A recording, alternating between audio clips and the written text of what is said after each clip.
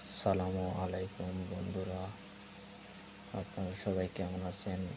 আপনাদের আজকে এমন একটি টপিক নিয়ে আলোচনা করব, যাদের স্ত্রীর সন্তান হয় না বা যেসব স্ত্রী বা নারী জাতি বন্ধ্যা, সন্তান হয় না, ছেলে বা মেয়ে কোনো সন্তানই হয় না, তাদের উদ্দেশ্যে আজকে আমার এই ভিডিও। আপনারা পরীক্ষা করে এই আমলটি দেখতে পারেন।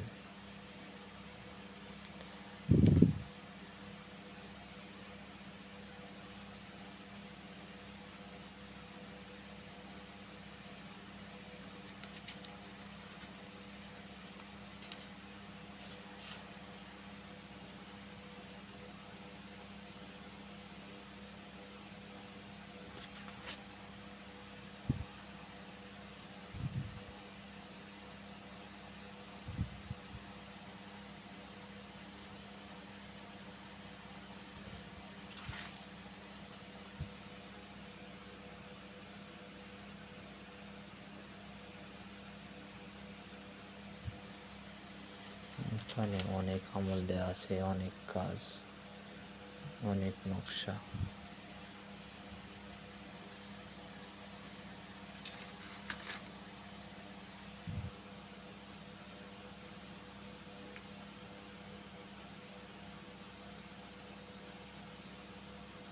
আপনাদের যদি কোনো প্রশ্ন থাকে, কার কী সমস্যা, আমার ভিডিওর কমেন্টে জানাবেন, আমি সেই অনুযায়ী ভিডিও দেওয়ার চেষ্টা করব।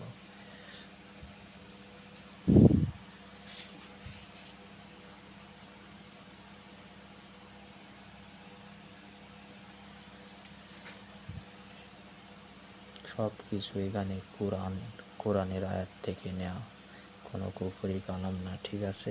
মাথায় রাখবেন।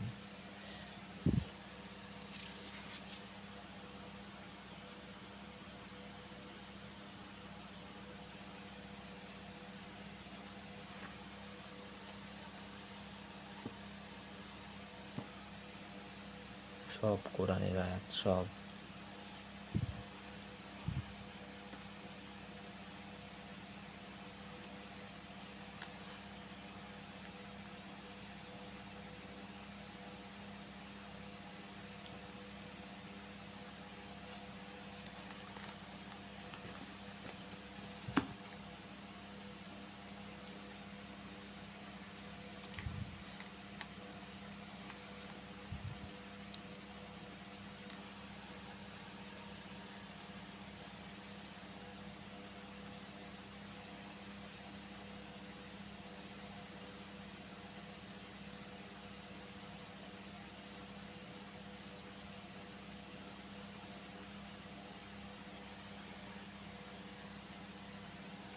এই যে দেখেন, সন্তান লাভের একটি আমলে আছে।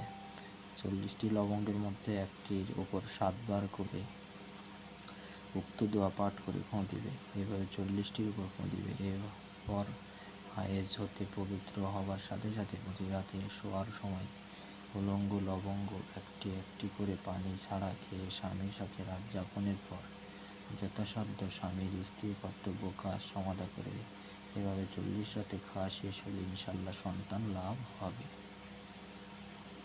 সন্তান নষ্ট না হওয়ার, মানে যাদের সন্তান গর্ভে এসেছে তাদের জন্য এটা।